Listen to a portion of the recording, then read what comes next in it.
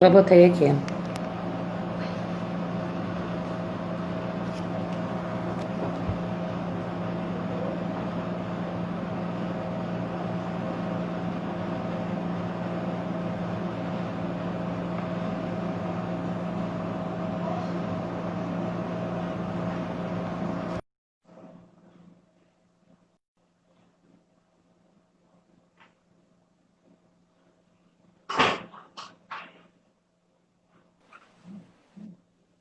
Oi, Entrou? Vitor, tá me vendo?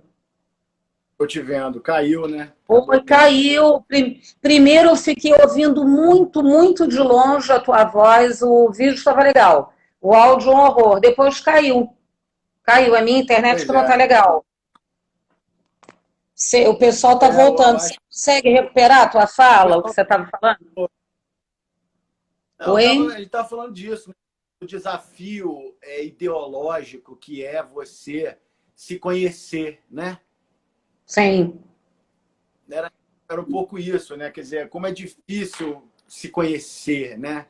Como é difícil conhecer os seus fantasmas internos, né? Tá E ouvindo? a Acho que tá falhando. importância. Eu vejo muito assim, Vitor, a importância do ambiente escolar nesse trabalho que leva o aluno, que leva esse cidadão, né, a se reconhecer como parte de uma comunidade, né, como membro dessa comunidade, como pessoa, sua atuação, é o atuar, né, é o interferir naquilo tudo Pois ali, não ficar como espectador do processo, né? E isso vai, tudo que a gente conversou aqui, é. encaminha, né, essa reflexão para esse ponto, né, da pedagogia da autonomia, dessa ideia da comunidade de aprendizagem, como a arte tem um papel fundamental nisso.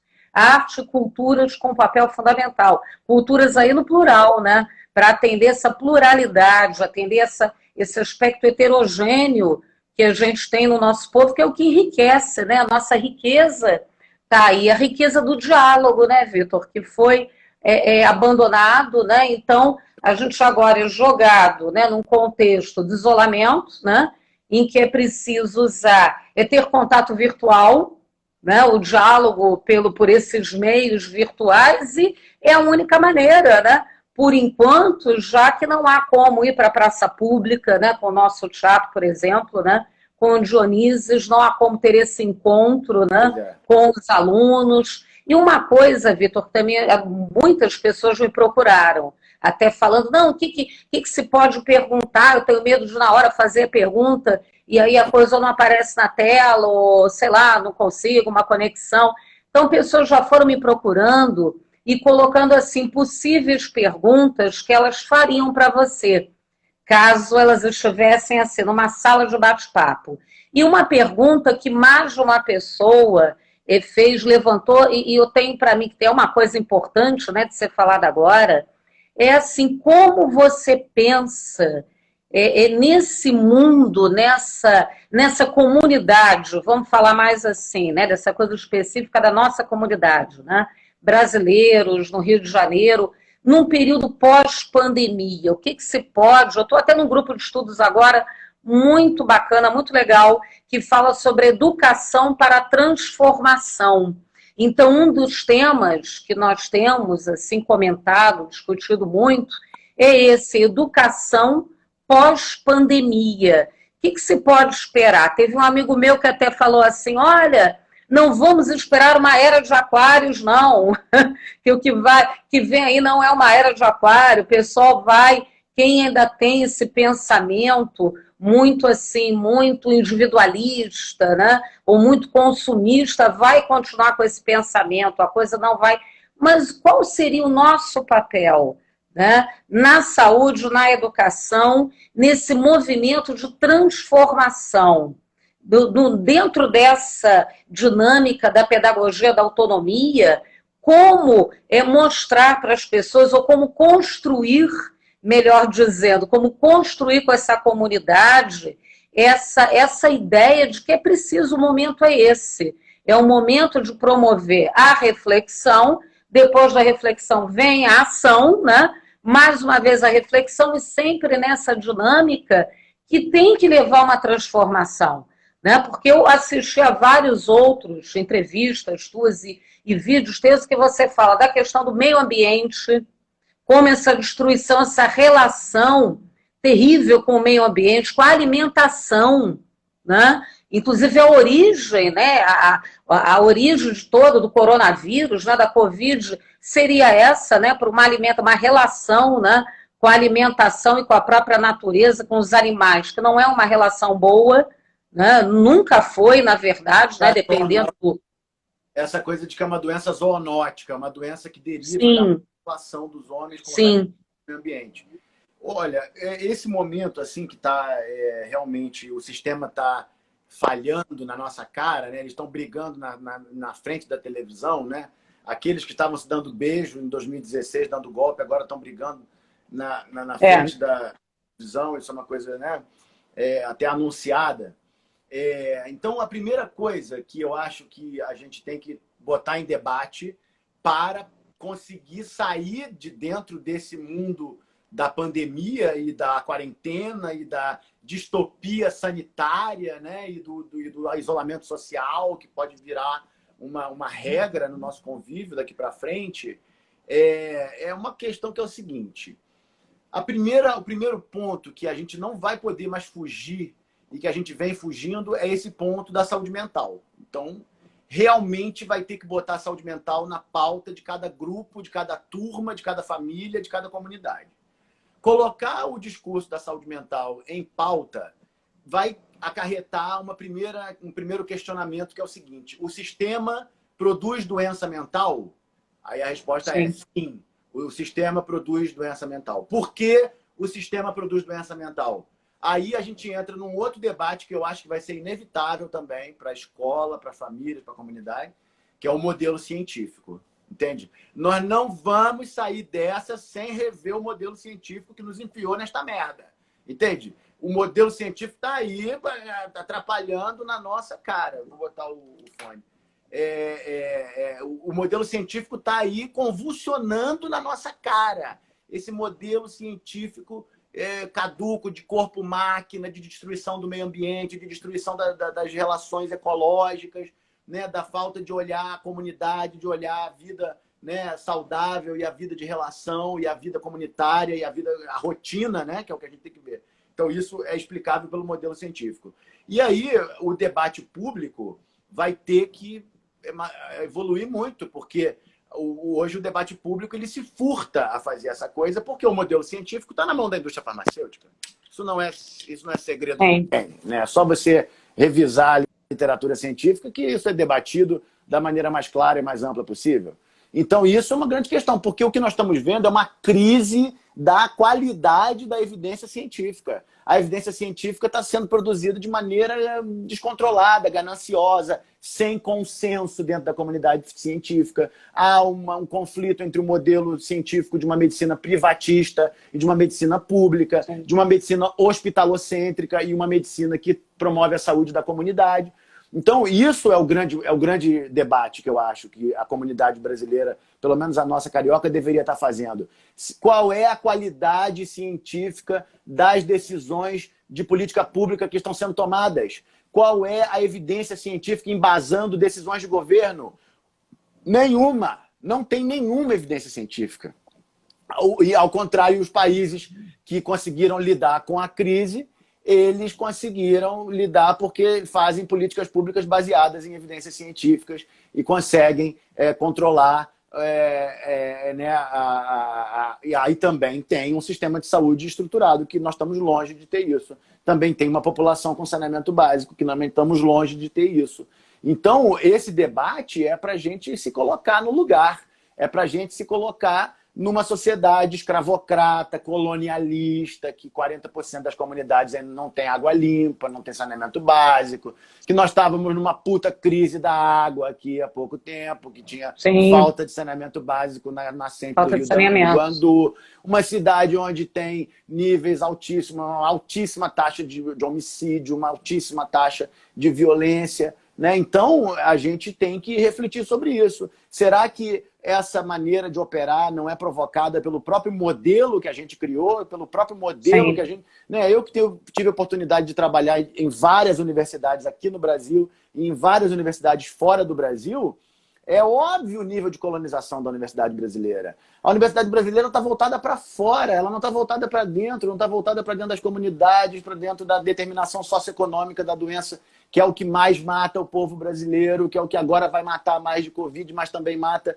de derrame, de infarto. Né? Então, isso aí é um tema muito legal para a gente nesse momento. Quer dizer, olhar para dentro, se compreender, ler o Freire, ler a Nise, ler o Darcy, ler quem enfrentou a loucura da comunidade brasileira, que não é baixa. O nível de canibalismo psicológico que a gente convive no Brasil não é baixo. É altíssimo, né? E adoece qualquer população. Agora eu vi aqui o comentário, feridas abertas, são as veias abertas, né? Da América Latina. Da América Latina, o Galeano, né? Eduardo Galeano.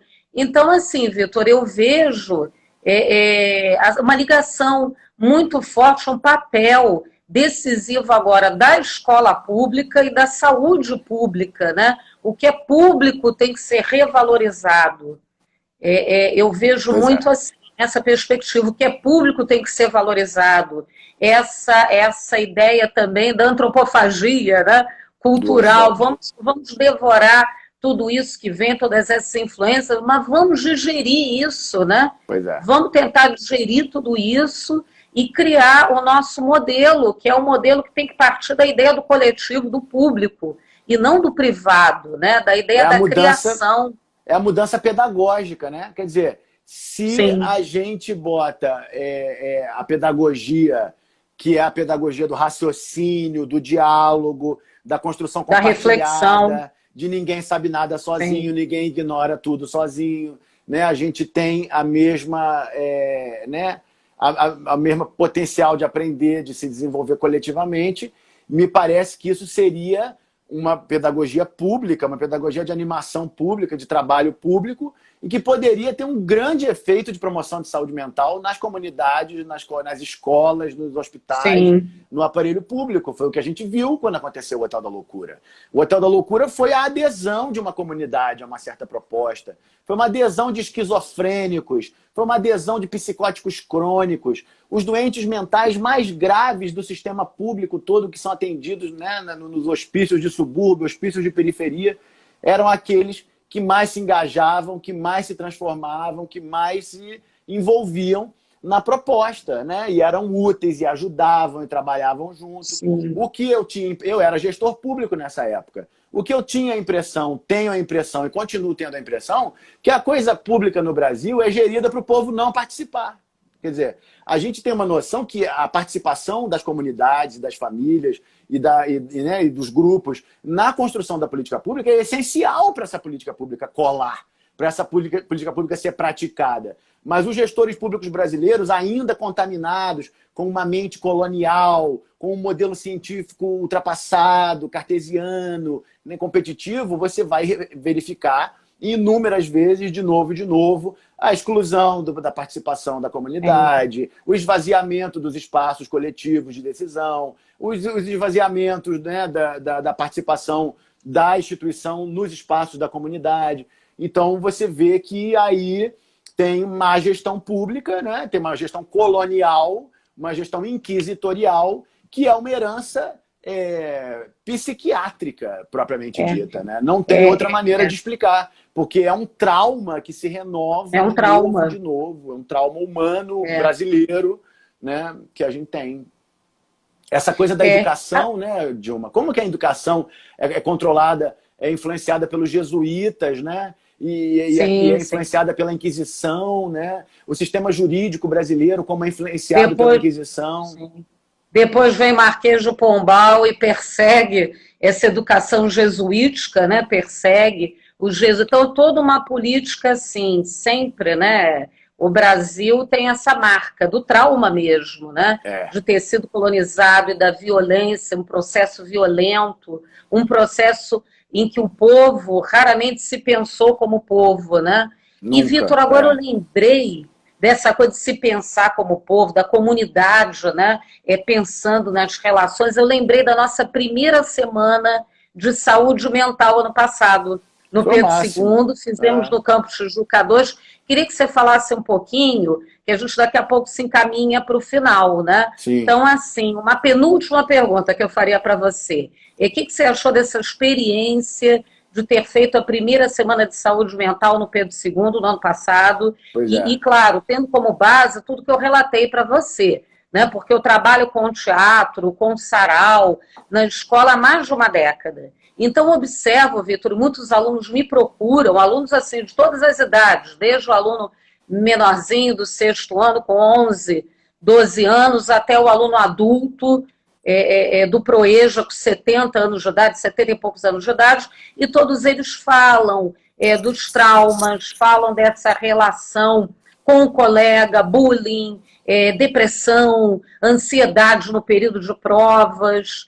Então, levando em consideração tudo que eu comentei com você, o papel que a arte tem, eu percebo isso, que eu trabalho com arte, é uma luta minha há mais de uma década, eu trabalho no Pedro II há 16 anos, e há 14 anos eu trabalho com arte, teatro, sarau, performático, poesia, performance teatral, oficina de teatro, enfim. Todo um trabalho voltado para a arte, para as culturas e ouvindo depoimentos dos alunos que dizem assim, professor, isso aqui é um respiro.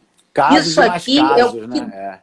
isso é o que devolve a saúde mental para todo mundo, para a escola. Parece que se cria, agora eu lembrei do Amir, cria-se um circo etéreo, essa noção de circo etéreo. Quando você monta o sarau, bota um cenário, o aluno vai cantar, vai tocar, vai ler o seu poema, ou vai ler um Drummond, Pessoa, a importância que isso tem. E eu lembro que na época da primeira semana, quando nós começamos assim, a idealizar, né, essa primeira semana de saúde mental, eu comentei, eu conversei com você sobre esses casos, e aí eu queria assim, que você comentasse, falasse a tua experiência, o que você observou naquele evento, que foi maravilhoso, né? O Teatro Libânio Guedes, na Tijuca, lotado, alunos de todas as idades, professores.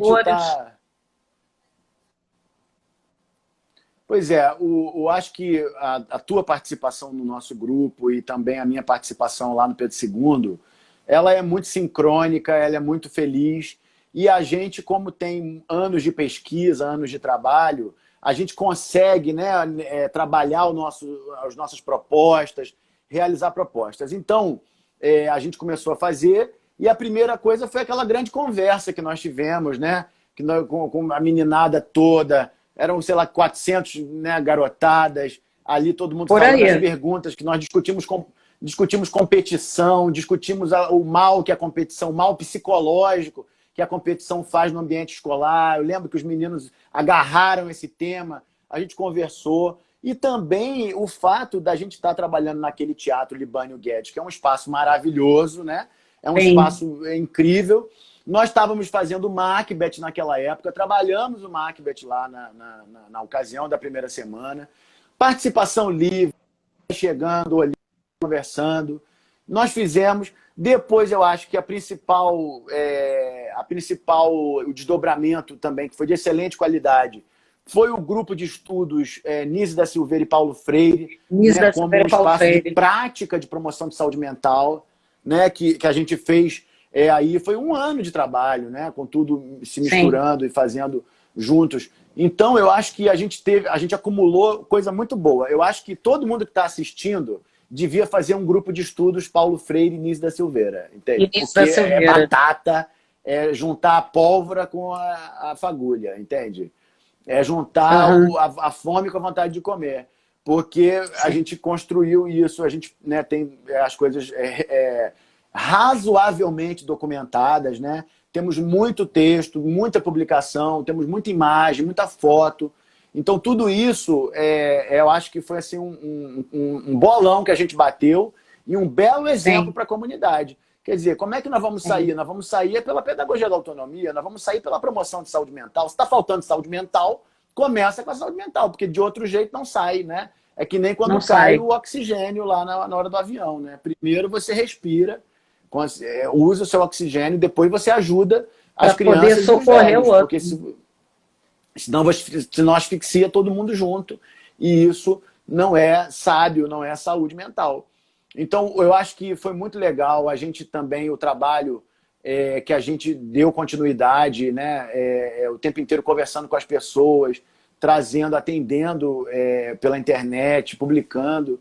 Então, eu acho que foi muito legal essa promoção de saúde mental, essa possível promoção de saúde mental que nós fizemos, né?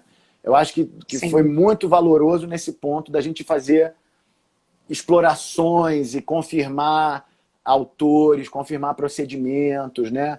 Confirmar maneiras de trabalhar, confirmar discursos, confirmar práticas, porque o momento é para agir com prudência mesmo, né? É para a gente ir devagar e justamente divulgar muito o que a gente está fazendo, falar muito, que a gente discutir com todo mundo, né? Conversar com as pessoas, explicar que não tem mistério, que é pedagogia da autonomia ou morte psicológica. Pô, né?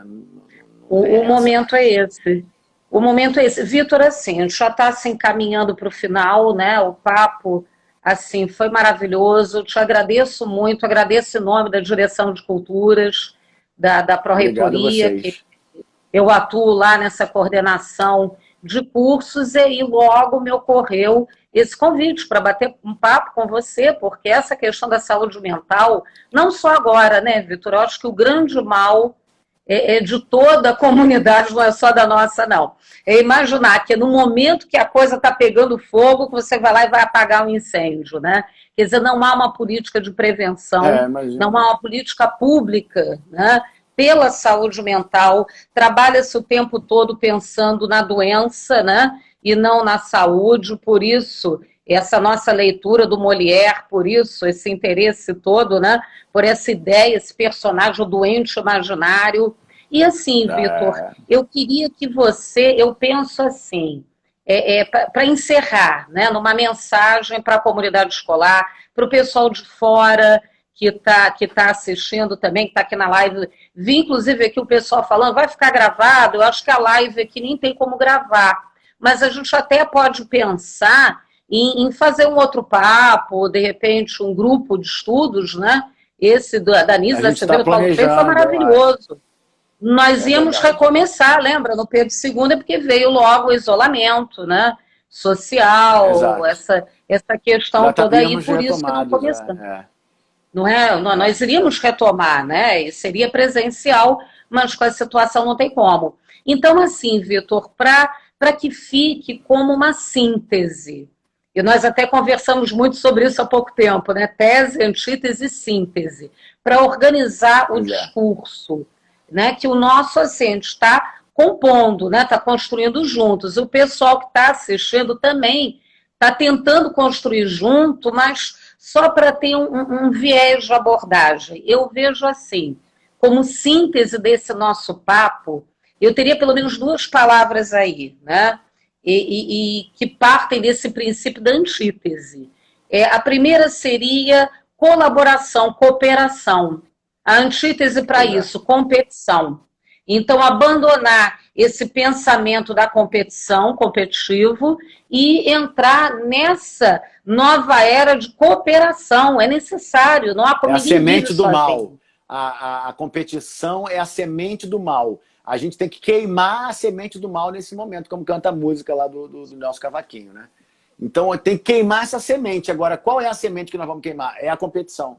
Foi ela que destruiu o nosso psiquismo até aqui.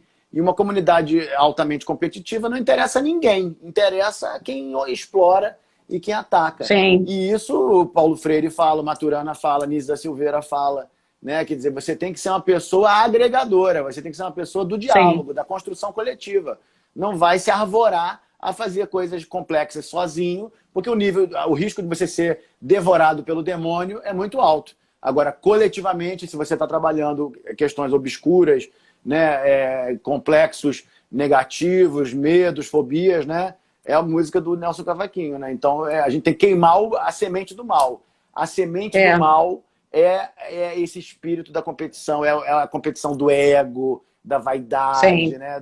Essa tentativa do ego de controlar a ordem geral psíquica, tudo isso se manifesta nas relações de maneira inconsciente, né? De hostilidades, afetos excessivos, afetos em falta, né? Que oprimem, né? Oprimem também. Que são opressores e que não dão um produto de sinceridade, né? Dá um produto de auto-engano, de auto-equívoco. E muito disso a gente identifica na clínica e identifica nos processos do conhecimento como esse falso modelo competitivo, né? De que a gente está competindo uns contra os outros para ser selecionado pela natureza, a seleção natural dos mais aptos.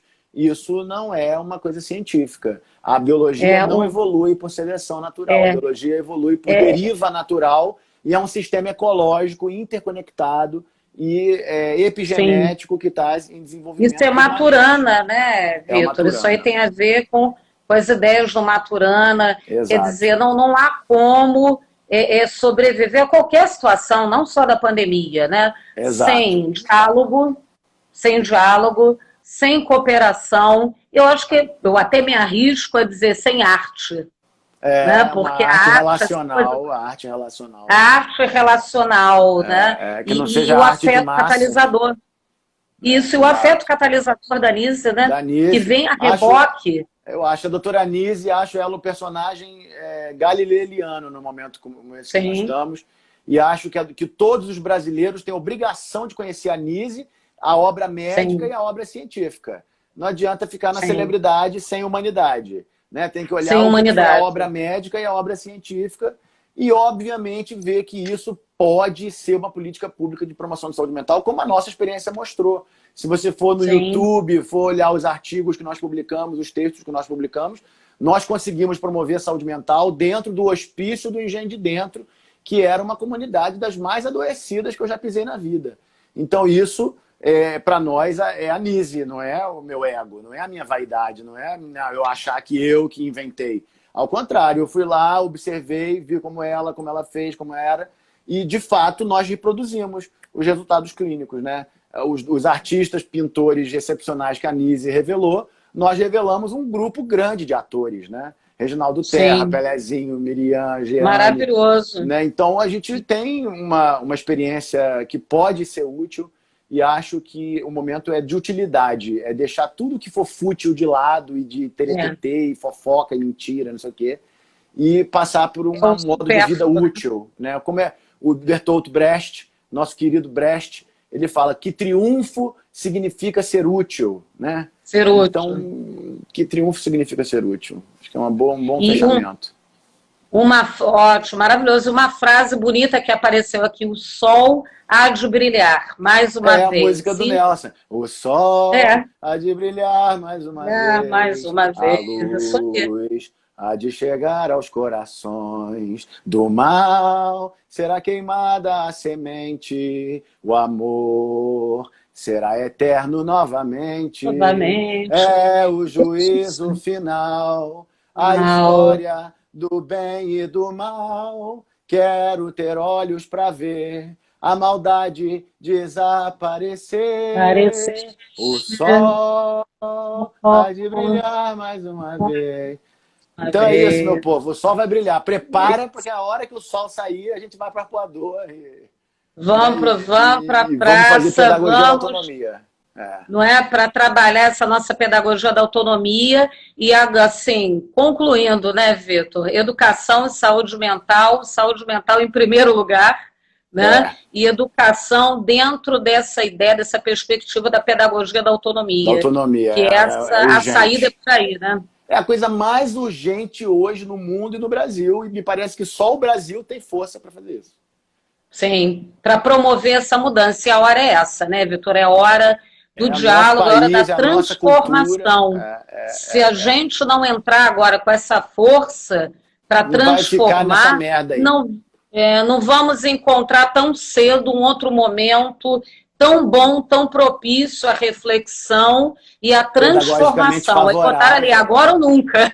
Agora ou nunca. Pedagogicamente favorável, né? Quer dizer, a grande vantagem dessa merda toda que nós estamos vivendo é a transformação pedagógica, é a metamorfose, é a cura, né? Transformação pedagógica é um processo terapêutico, é a cura psíquica. Sim, e como, né? E como. Vitor, olha, muito obrigada. Tá? Fico muito feliz em poder conversar com você, em poder fazer parte do teu trabalho, né? Lá no Teatro Dionísios. É uma alegria.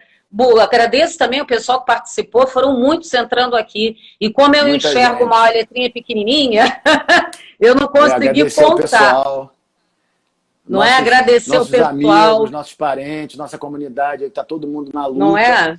Agradecer Comunidade e dizer escolar também. nossa notícia é boa, tem jeito sim, é tudo loucura, é loucura braba, mas nós temos caminhos, nós já fizemos antes, dá para fazer depois. Tem. E, né, E dá só não se certo, e apavorar. dá certo. E esse caminho dá certo. Vitor, muito obrigada. Valeu, Obrigada, Dina. pessoal. A gente vai se falando. Valeu, Beijo, obrigado, obrigada. gente. Valeu.